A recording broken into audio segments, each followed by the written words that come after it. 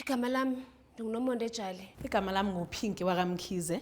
Ndize apha ecourt ndizise i-friend, so-called friend, eyasabotaja umshado wami.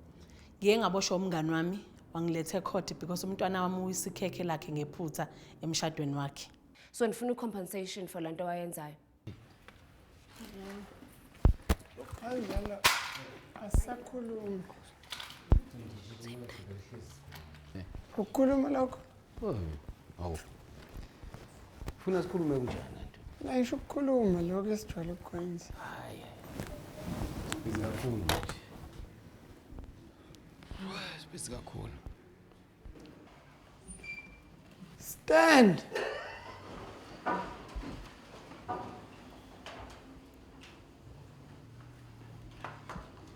Sit. My lady, case number 08-10-20.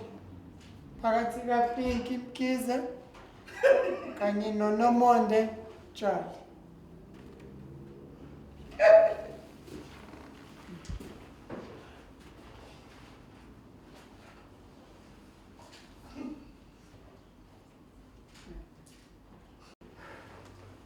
Ngicela ummangali atshele inkantolo amagama akhe aphelele.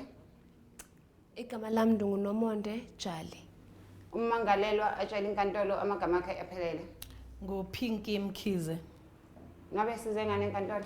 Judge, apha ndine wedding and it so happens that umuntu ebengicimba ngumngani wami did the worst thing wansabotage. Uplane uba umntana wakhe awele phezu kwe-wedding cake yami at the time of i-reception. So yena uthuma umntana wakhe obe yi-flower girl to push and fall on the cake, and the cake fell apart and it just ruined the whole day. Kungabe Miss Mkhize utheni wena ngalolu daba? My lady. Usisi umngani impela. Usisi ucela umntwana wami ukuthi azoba iflower girl. Ngavuma. Amthengela ihlangu umntwana ingubo because ngithi ngiyamsupport. Usisi it happened ukuthi akazange aqashe wedding planner. So bekunesididide esiningi umntwana simdrope on time knowing ukuthi usisi will take care of my child. Only to find out ukuthi umntwana akazazi adle kwaze kwaphela wonke ama reception umntwana nje wela phezulu kwekhekhe because ulambile. Yini? Yazi yenza njani? Hamba.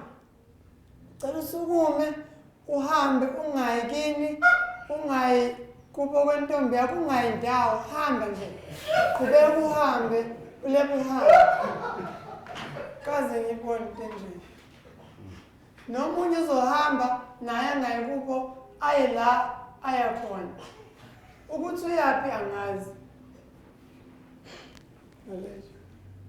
Kungabe wena ukuthathela lapho ukuthi ingane ya ulekiso ukuthi yayingadlanga? Umntwana ngenxa yokuthi ngumama o responsible. Ngiya understand ukuthi umntwana umqala nge-fruit salad kuze i-breakfast uyamsnekhisa umntwana in between kube khona i-lunch. So kulomshado lo umntwana ulethiwe and mase ngimbuza umntwana ukuthi kwenzakaleni uthi akakaza zadle. Umntwana osekhulile lo ngikhuluma ngaye akusiyena ubhebe ongakwazi ukuyikhuluma. Uneminyaka emingaki? Umntwana ona9 years. Wena wawukuphi umntwana ezengadli ukhona uma wakhe? Okay, knowing ukuthi ena emshadweni njalo kuhlale kuzoba khona umuntu obhekelela yonke into njenge wedding planner ngokwe understanding yami nanokuthi position yekhekhe akufuneki bese endaweni la kudlulwa khona. So umntwana uyaqhuza ukuyawa ngoba ikhekhe lime endaweni la kudlulwa khona. So kunongahleleki nje kulomshado. Okokuqala into eyenzekayo my lady is that usisi uyayazi bomntana izihlangu zakhe zazingamlingani. So on the day I'm dealing with a flower girl that can't even walk properly ngeyicathulo zayo because ziyampintsha. So into sisalapho why wena wawuthengela iflower girl icathulo? Akayithengelwanga yimina my. Kwakumshado kaba? Kwakumshado wami but irresponsibility ye outfit was ekamamakhe. Manje uliphi usizo olidingayo enkantolo njenganamhlanje? Usizo engilidingayo ngicela torho abuyisele imali yami but I will never get dignity yami back because sendiyinhlekisa nje even nakwi community because of the whole ceremony was ruined. usho ukuthi umshado wakho nje woniwa ukuphihlika kwekhekhe. Kwamosheka yonke into my lady. My lady. You see my lady. Uclient wami la. Yabona baye bathi abantu abadala ikhekhe li symbolize something emshadweni. Yabona ukubhihlika kwekhekhe abantu bakushwashwatha ngeindlela ezihlukene ukuthi vele bekufanele leli khekhe likamakoti liphihlike ngoba nayi likhekhe lakhe angazi kanjani yabo nje bakhuluma nje izinto nje engayindawo yabo. Miss Pinky Mkhize ngabe wawuyithumelela ingane ukuthi liwise ikhekhe? Kambe ngathumela kanjani nje my lady ukuthi ingane yami iyowisa ikhekhe. Ummeli kasisi usho into engimangazayo ukuthi ikhekhe li symbolize isiko elithize. Surely ngempela kune problem kulomshado. Why izolinkwa nami? Because mina ngangi-assist i-friend ngiyinika umntwana wami. Ngam-importela icathulo umntwana. Ngoba ngithi ngizele ukuthi umngane wami umshado wakhe ube sezingeni. Anginawo nhlobo umona. Ngizishadele futhi my lady, nginempilo yami, ngizidrivela imoto eziphezulu, impilo yami nje right. Kunabantu my lady abanomona nje kaSathane, abanomoya nje kaSathane. Noma bangaba nayo yonke into. Kodwa wena my lady inkinga ngaleyo ntombazana lo othi unayo yonke into. Unenkinga yokuthi ufuna ukuthi ebanganini bakhe uyayakhethe laba ababonayo ukuthi uyena ozoba phezulu kunayo. Nakhona la wayekade njengoba ethi useshada uqedile akakuqedile ngoba ukade ebusy ehlalisa umkhwena wakhe ethi usefuna umkhwena wesibili. Yindaba amadoda ekwazi ukuthatha isithembu abantu besifazane bengakwazi uzenza nje ifeminist engayindawo. Ayike that not relevant kule case esikuyona. Yabo. Leyo i-decision yakhe engaxhumi la. Kodwa ngifuna ukukutshengisa i-case imeyalana nokuhliphika kwekhekhe le-client lakho. Injalo my lady. So nawe ke ngaphandle mekuwukuthi uyalazi lihliphike kangakanani ikhekhe le-client yakho. Angiyiboni into oyikhulumayo ukuthi imayelana nani.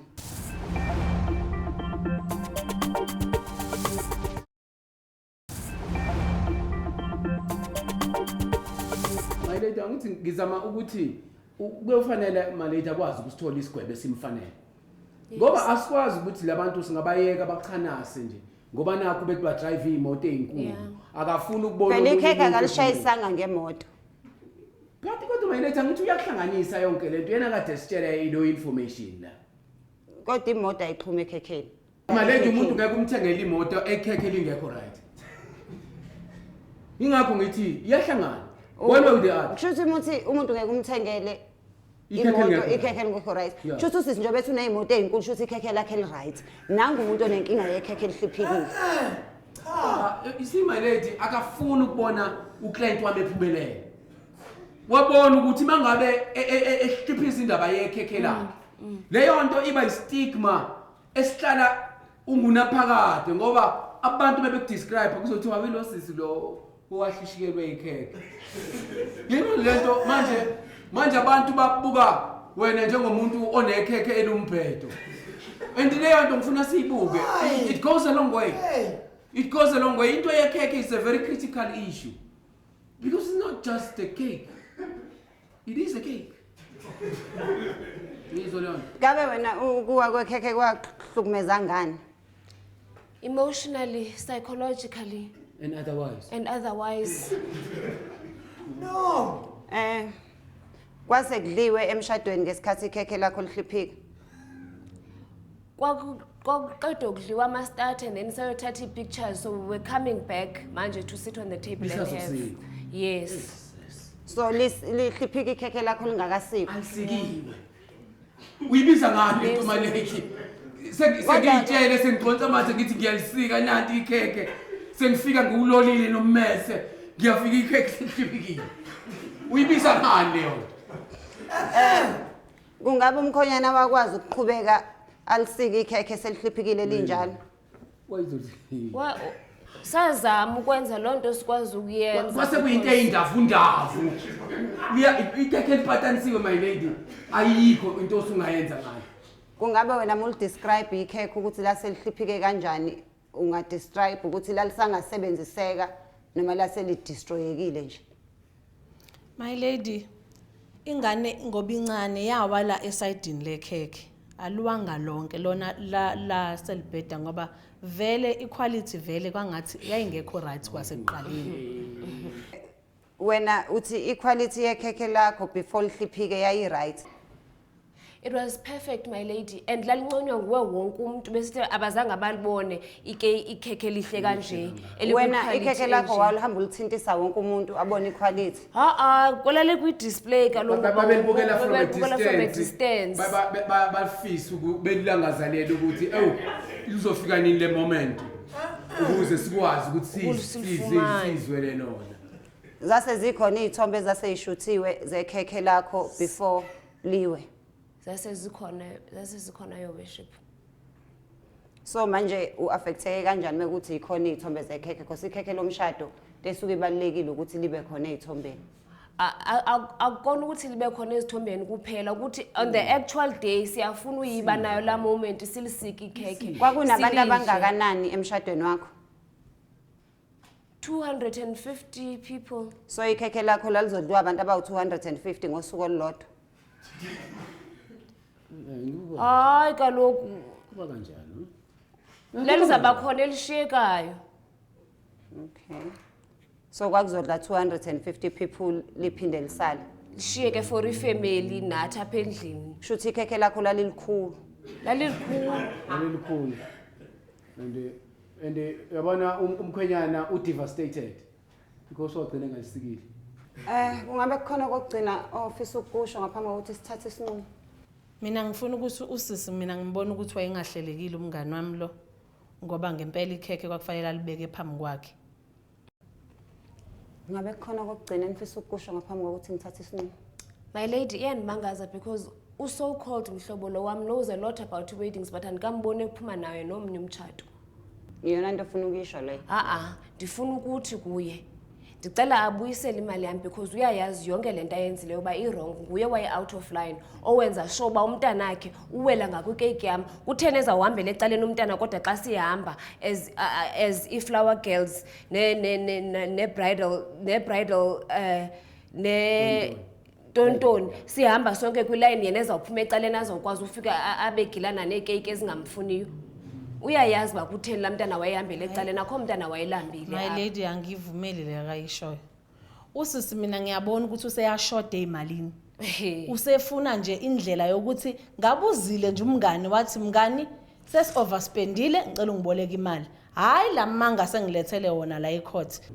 Wena awunayo mhlawumbe indlela ongamsiza ngayo ukuthi ulireplaceke ikhekhe mewuhlambe nawe unali ikhekhe umnike lona. Hayi my lady anginalo ikhekhe lokunikeza yena. Nawa nelami nami lokulisebenzisa.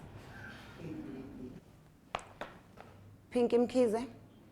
My lady. Njengomzali uma uvumela ingane yakho ukuthi iyobamba indawo entweni ebalekile ikakhulukazi njengomshado.